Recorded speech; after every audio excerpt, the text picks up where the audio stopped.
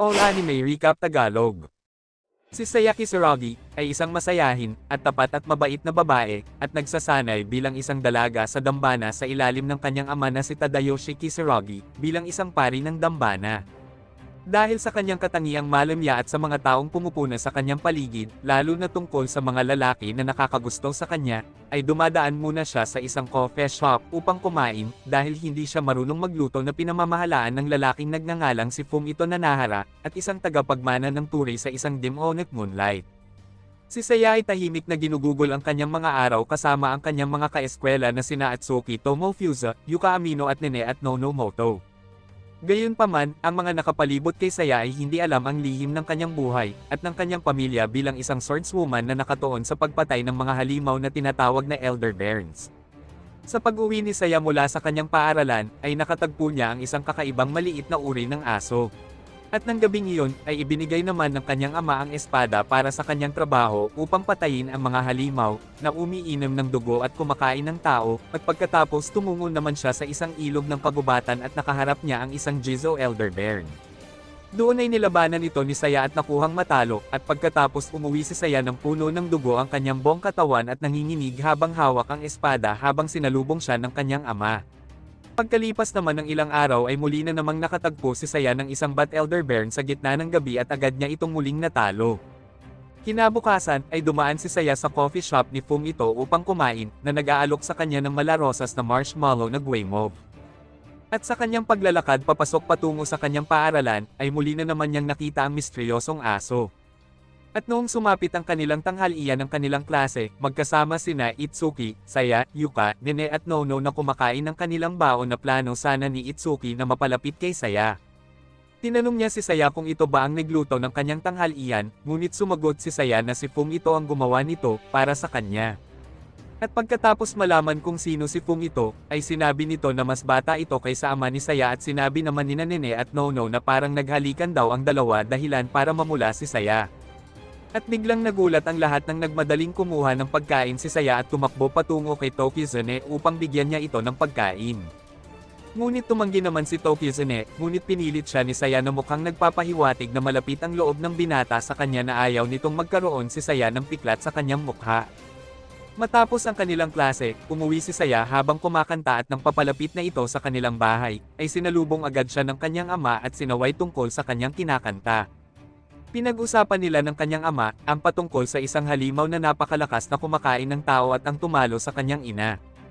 At ng gabing ding iyon, ay nakipaglaban si Saya sa isang level 2 na Flower Elder Baron gamit ang espada na Goshinto, at sa panahon ng kanilang laban ay nahulog si Saya sa lawa nang atakihin ito ng mga galamay ng Flower Elder Baron, at sa kanyang pag-ahon ay nagkaroon si Saya ng napakalaking sugat sa kanyang kaliwang braso, ngunit nakuha niyang mapatay ang Elder Baron.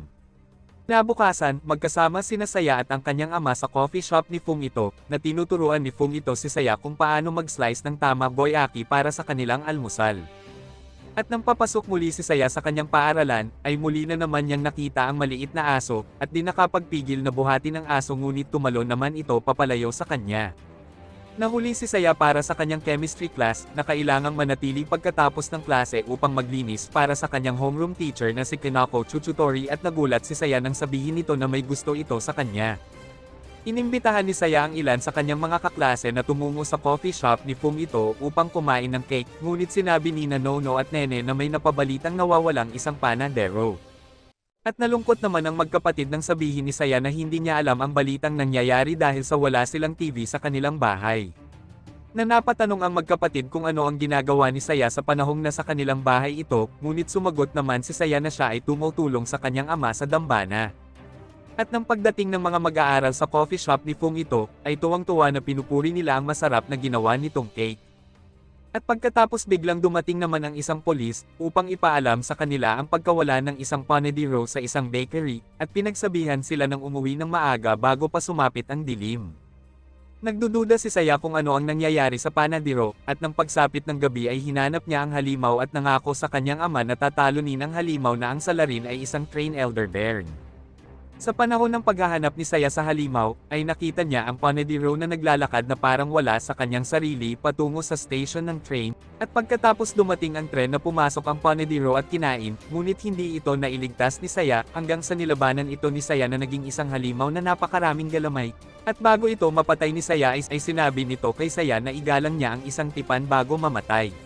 Pagkatapos ni Saya matalo ang Tren Elder Bear, ay di maalis sa kanyang isipan ang sinabi nito patungkol sa ginagalang na tipan. Tinanong niya ang kanyang ama upang bigyan ng kahulugan ang mga salitang sinabi sa kanya ng Elder Bear, ngunit sinabi ng kanyang ama na hindi raw dapat mailigaw si Saya sa mga salitang sinabi nito. Sa paaralan, bago kumain ang magkaklase ng kanilang tanghalian, ay nakita ni Saya ang misteryosong aso at agad niyang hinabol paakyat ng puno, ngunit nahulog si Saya at sinubukan siyang iligtas ni Shinichiro, ngunit nadaganan nito ang bitlog ni Shinichiro. Dahil sa iniligtas ni Shinichiro si Saya, ay lalong nahulog ang loob ni Saya sa binata hanggang sa niyaya niya itong kumain. Itinanong ni Shinichiro kay Saya kung mayroon ba siyang relasyon sa lalaking si Fum ito, at sinabi ni Saya na mahal niya si Fum ito dahil magaling itong magloto at napakabuti nito sa kanya, at kalaunan ay tumungo naman si Saya sa coffee shop ni Fum ito, upang magkape at napag-usapan nila si Shinichiro. At pagkatapos muling binigyan naman ni Fum ito si Saya ng marshmallow hanggang sa kainin niya ito at may isang liwanag na hugis espada ang kanyang nakita sa kanyang isipan.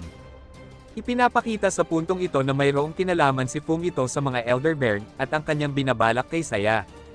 At nang gabing iyon, tumungo si Saya sa dalampasigan upang iligtas ang mga grupo ng mangingisda na inaatake ng isang level 4 na Griffin Elder Bear, kasama ang dalawang aliporis nito, na banihag ang isa sa kanila. Habang kinakaharap niya ang tatlo, ay nakuha siyang maitapon ng Elder Bear, at nakain ang mga mangingisda, at sa pangalawang bises ay muling na naman siyang naitapon na sanhi ng pagkawala ng kanyang malay. Bumalik ang malay ni Saya at sinugod ang mga Elder Bear, ngunit nahirapan siyang matalo ang pinakapuno ng Elder Bear dahil sa mga alipores nito. Sinabi ng Griffin Elder Bear na ang tipan sa pagitan ng mga tao at Elder Bears, na tinatawag na Shrovetide, ay dapat igalang.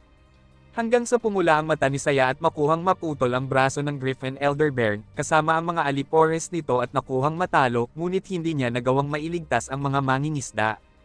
Umuwi si Saya na lupaypay at nawala ng malay habang ibinabahagi sa kanyang ama ang sinabi ng Elder Bear tungkol muli sa iginagalang na tipan na tinatawag na Shrovetide. Pagkatapos naman ni Saya matalo ang Griffin Elder Bear, ay nagsimulang siyang makaranas ng pananakit ng kanyang ulo kapag sinusubukan niyang isipin ang kanyang pagpatay sa halimaw, kasama ang liwanag na hugis espada at ang nakaraan ng kanyang ina. Ngunit nakita siya ni Fum ito at dinala sa kanyang coffee shop, na nagkukunwaring may concern kay Saya, habang si Saya ay nakatulog at nakaramdam ng pananakit ng ulo. At kalaunan, ay muli na naman niyang hinarap ang Monk Elder Bear na may boses babae at may isang mata sa gitna ng makapal na mga hamog. Muling sinabi nito ang patungkol sa tipan, hanggang sa nakuhang matalo ni Saya ang Monk Elder Bear, ngunit patuloy niyang iniisip ang mga sinasabi ng Elder Bears tungkol sa Shrovetide. At nagulat nang biglang nasa kanyang harapan ang misteryosong aso at biglang sumakit ang kanyang ulo dahilan upang mawalan siya ng kanyang malay. Sa gitna ng malakas na buhos ng ulan, ang buong klase ni Saya ay nagkukwento sa mga multo, na humantong upang muling ikwento ni Kanako ang isang alamat tungkol sa mga Elder Bears, kung saan si Saya ay natakot habang nakikita ang nakaraan ng kanyang ina bilang isang sword woman, at dumanas ng panibagong pananakit ng ulo at nahimatay. Kinabukasan, sinubukan ni Nene na bumisita sa bahay ni Saya upang alamin ang kanyang kalagayan, ngunit may biglang lumabas na Centipede Elder Bear at inatake si Nene at agad naman siyang iniligtas ni Saya. Dahil sa napakalaki ng Centipede Elder Bear, ay biglang tumakbo si Nene dahil sa sobrang takot hanggang sa hinabol ito ng halimaw, ngunit nailigtas naman siya ni Saya. Ngunit muling tumakbo si Nene upang magtago, hanggang sa muli siyang hinabol ng halimaw dahilan upang pigilan ito ni Saya hanggang sa masaksak siya ng galamay nito.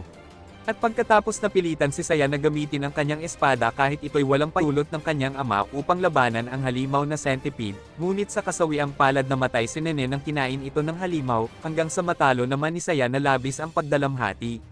Dumating ang ama ni Saya matapos matalo nito ang Elder Bear, at pilit na pinapahinga niya si Saya na nawalan ito ng malay, at pagkatapos nagising naman si Saya sa kanyang silid na may mga pasa sa kanyang binti mula nang labanan niya ang Centipede Elder Bear, at dumalaw naman si Fum ito upang magbigay ng kape at nagpapanggap na may concern kay Saya. Muling humiga si Saya at nakatulog at nagising sa kanyang panaginip sa kalaliman ng gabi, habang nasaksihan muli ang isang pangyayari. Kinabukasan, bago pumasok si Saya sa kanyang paaralan ay ipinadala naman ng kanyang ama ang espada, at habang sa kanilang silid ay nag-alala si Yuka tungkol sa pagliban ni Saya sa mga nakaraang araw kasama sina Nene at Nono. At pagkatapos ibinalita naman ni Kinako ang pagkawala ni Nono at ipinaalam na isasara ang paaralan dahil sa mga insidenting pagkawala ng mga lokal, hanggang sa nakaramdam si Saya ng pananakit ng kanyang ulo. Umuwi si Saya matapos ipaalam ng kanilang guro na isasara ang kanilang paaralan, na muling nakatagpo niya ang maliit na aso mula sa mga nakaraang araw, na nagpapakita ng kakayahan nitong magsalita. Ngunit nagulat si Saya nang makita niya si Nono, at kinumpronte si Saya kung anong nangyari kay Nene dahil sinabi ng kanyang kapatid na tutungo ito sa bahay ni na Saya, bago si Saya mawala ng malay noong mga nakaraang araw. Dahil sa galit ni Nono ay may biglang lumabas na anino sa katawan ni Nono na isang Shadow Elder Bear at kumokontrol kay Nono. Sinakal ng Shadow Elder Bear si Saya, ngunit ito ay nakawala, hanggang sa pinatay ng Shadow Elder Bear ng ilang dumadaan sa daan at kinain. At pagkatapos inatake muli nito si Saya, at ginamit ng Shadow Elder Bear ng katawan ni Nono habang nakagapos upang gawing panangga dahilan upang maitapon si Saya. Nilabanan ni Saya ang Shadow, ngunit nakuha siyang maigapos nito at makain at nakapasok sa loob ng Shadow, at nailigtas niya si Nono sa pagkagapos at napatay ang Shadow. Ngunit nawala ang katawan ni Nono na naiwan ang putol na paa. At pagkatapos nalungkot si Saya sa pagkamatay ni Nene at Nono dahil hindi niya nailigtas ang mga ito, at nakikibaka sa alalahanin kung paano niya ipinangako na protektahan ang lahat kasabay ng pagsumpong ng pananakit ng kanyang ulo. At nang maglaon na naginip si Saya at nagising sa kalaliman ng gabi, kung saan bumaba siya sa dambana, at nakita niya ang misteryosong aso, na nagpahayag si Saya ng kanyang pangako upang protektahan ang sinuman, ngunit iminungkahi naman ng aso na naruroon siya upang pangasiwaan ang pagbibigay ng isang kahilingan, ngunit isa lamang itong panaginip. Kinabukasan, tumungo si Saya sa kanilang paaralan at nadatnang niyang walang tao sa loob ng kanilang silid, bukod lamang kay Kinako na iniutos nito kay Saya na umuwi. Sa paglalakad ni Saya pauwi patungo sa kanilang bahay, ay may isang pulis ang nagtanong sa kanya at nasaksihan niya ang pagpatay ng isang samurai Elder Bear, hanggang sa nilabanan ito ni Saya. Tinutuyan ng samurai Elder Bear si Saya patungkol sa sagradong espada kung bakit ipinagamit raw ito ng kanyang ama, at sinabi ng samurai Elder Bear na ang tao ay isang numero unong sinungaling at lumalabag sa kasunduan hanggang sa muntik na nitong mapatay si Saya. Ngunit nagalit si Saya dahil sa pagmamaliit ng Samurai Elder Bear sa kanyang ama. Bago tuluyang mapatay ni Saya ang Samurai Elder Bear, ay iminungkahi naman ito na tanungin ni Saya ang kanyang ama kung sino at ano ba talaga ang tunay na pagkatao ni Saya. At pagkatapos ay nadatna naman siya ni Shinichiro na umiinom ng dugo ng Elder Bear, habang nagmamasid naman ang misteryosong aso. Doon ay nagtanong si Shinichiro kay Saya kung ano ang ginagawa nito, at kung bakit puno ito ng dugo. Nag-alala si Shinichiro kung bakit nandoon si Saya at niyakap, at dinala sa isang sapa upang alisin ang mga dumikit na mga dugo sa kanyang katawan ng Samurai Elder Bear, at muling tinanong ni Shinichiro si Saya kung bakit bit-bit nito ang isang espada. Ngunit ibinahagi ni Saya kay Shinichiro ang tungkol sa pagkamatay ni Nono at Nene at sa mga Elder Bears, at nag-aalok si Shinichiro ng tulong kay Saya. Noong pag-uwi ni Saya sa kanilang bahay, ay nadatnan ni Saya ang kanyang ama na nakahiga sa kanilang sahig na nahimatay at may dugo ang mukha na labis ang pag-alala ni Saya. Kinagabihan, habang naghahakbat si Saya, ay muling na naman nagpakita sa kanya ang misteryosong aso, at kinakamusta ang kanyang mga sugat. Tinatanong ng aso kung naalala pa ba ni Saya ang isang pangako, at ano ang mangyayari kung sinira nito ang kanilang kasunduan hanggang sa dumana si Saya ng pananakit ng ulo at nawalan ito ng malay. Ipinapakita sa parting ito na may kunikta ang aso sa lalaking si Fung ito na kumokontrol ng isipan ni Saya. At ipinapaalala kay Saya ang pangako at dumating na may kasamang gantimpala at kalakip na parusa habang nakagapos si Saya, at nagising si Saya na parang itong nanaginip. Pagkaraan ng ilang araw, ay walang napabalitang umatake na Elder Bear, at si Saya ay muling pumasok sa kanyang paaralan. Habang siya ay naglalakad ay nakasalubong niya si Yuka sa kanilang klase, at nagulat ang lahat nang biglang lumitaw ang isang Spider Elder Bear at inatake ang mga estudyante. Na ang lahat ay hindi nakatakas, hanggang sa napilitan si Saya na ilabas niya ang kanyang espada sa harap ng kanyang mga kaibigan upang iligtas. Nakipagpunyagi si Saya laban sa Spider Elder Bear, kahit na nakakaramdam siya ng pananakit ng kanyang ulo, na bumabalik tanaw sa kanyang isipan ang mga alaala ng kanyang ina. Pinatay ng Spider Elder Bear ng lahat ng kaklase ni Saya, kasama si Yuka bukod kay Kanako at Atsuki.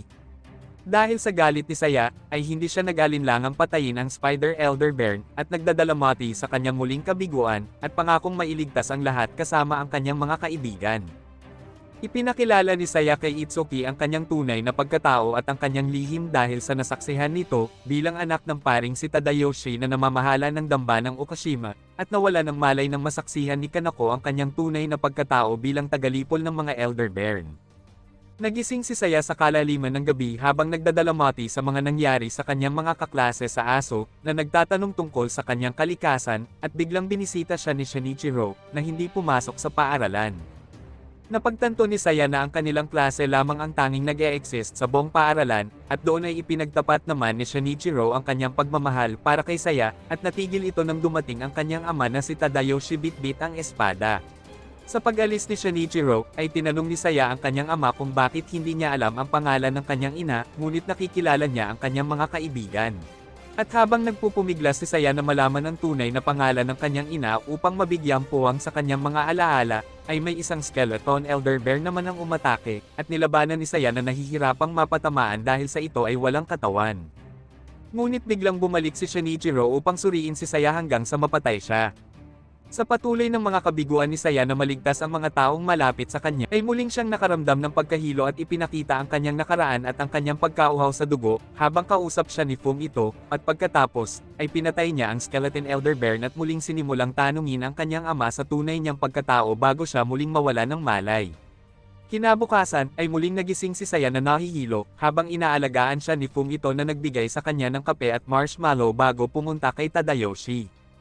Bago pumasok si Saya sa kanyang klase, ay dumaan muna siya sa coffee shop ni Fum ito, at doon ay dumaan naman si Kanako upang magkape, at humiling kay Saya na nais niyang makita ang ilang mga scroll sa kanilang dambana.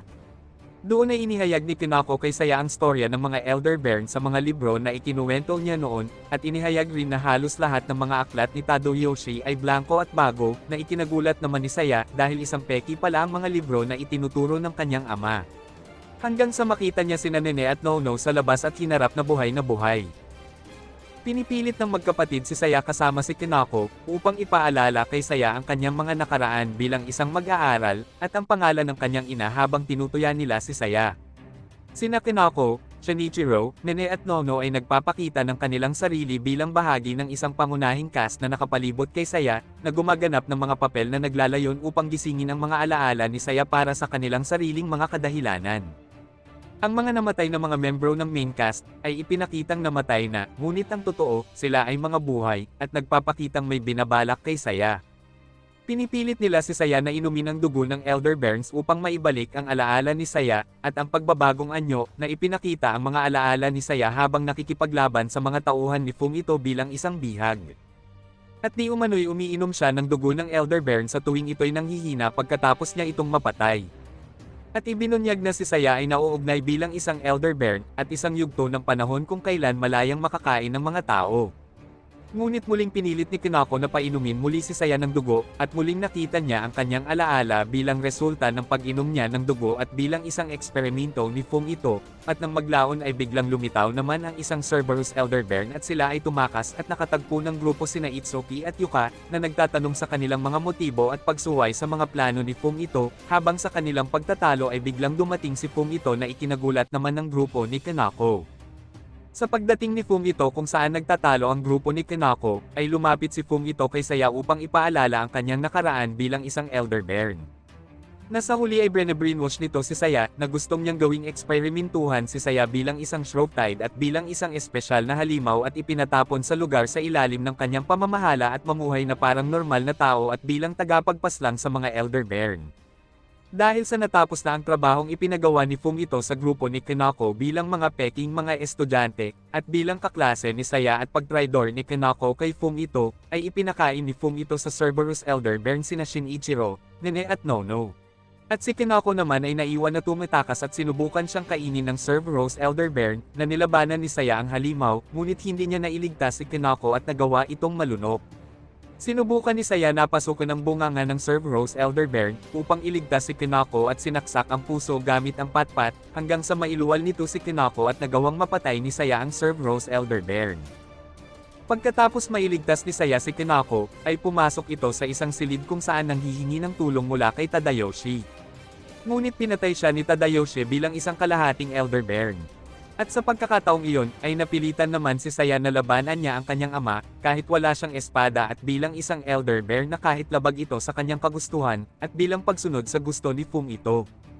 Naagaw ni Saya ang espada mula sa kamay ng kanyang ama, at nagawa niyang tapusin ang buhay, ngunit nagbago ito ng anyo na naging totoong Elder Bear.